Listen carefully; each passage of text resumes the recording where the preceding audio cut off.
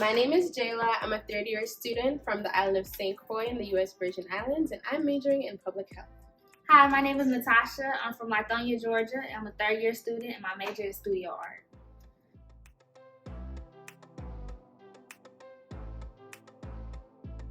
We're in Inman in the first floor, which has loft-style dorms. There's the upstairs and the downstairs. Right now we're in the downstairs portion. That's my portion, and my roommate has the upstairs portion. You're gonna see a bit later.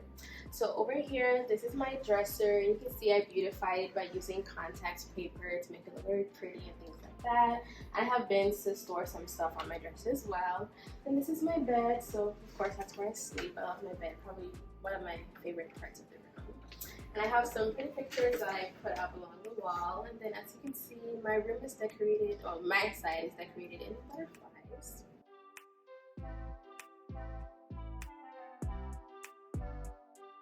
So I know a lot of students have questions about storage spaces under the bed. My bed is raised pretty high, but it can go up to 2 levels higher. So this is not even the maximum amount of space you can have under your bed. But I keep my luggage, my suitcase, different bags underneath my bed. I have some shoes underneath there as well. And these are just packages that I bought and picked up from the post office and have yet to unpack and put into my drawers and things like that. But as you can see, if you're like me and you're a bit lazy or something, then you can definitely store your boxes underneath your bed as well.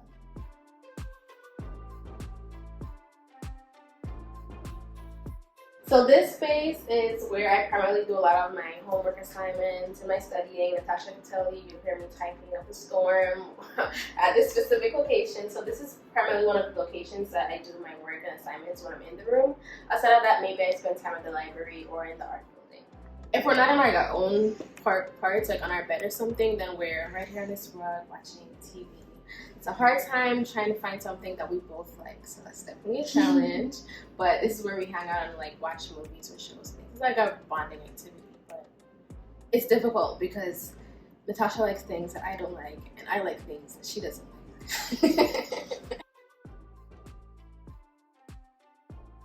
So this is my closet. I use this hat for my shower stuff, my shower bags.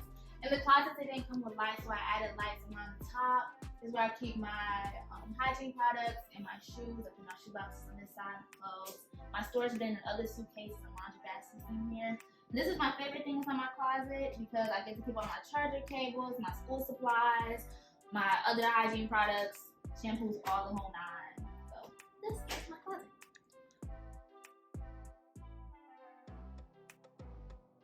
The important part of living in Inman in this particular room is the 2 halves. I feel like that's the best part of living in Inman. If you get a loft, you get to have your own personal space. You don't feel like you're sharing, you don't feel like you're cluttering the other person's half. You get your own half, the other one gets to enjoy. And whenever you want to spend time, you just come down and share each other's halves together at any time. All right, let's go check out the upstairs space so I can show you where I live.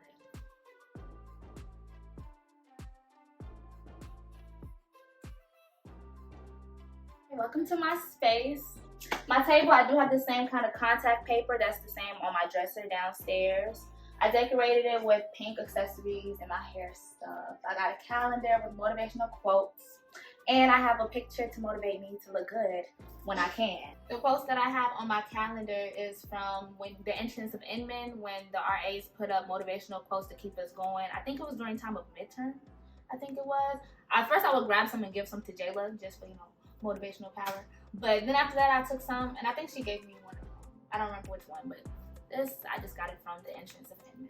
Also, over here, I built this canopy. I didn't buy it. I built it with stuff I got from Home Depot, and I spray painted it gold to match the mirror. And I hung these lights around, so at night, when it gets a little bit dark, you can see the lights around me.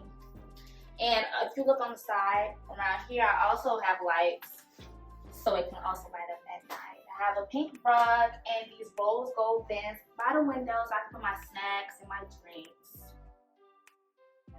I study on my bed. I cannot study on the desk.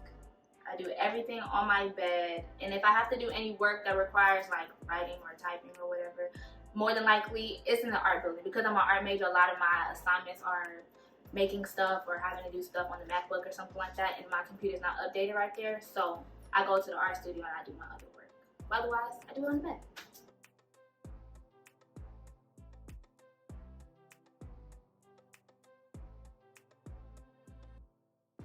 The laundry situation is not bad. You would honestly think it's only people from this floor doing the laundry. It's not a lot. It's not always people's clothes to wash every time you go. When I go, I do go at night.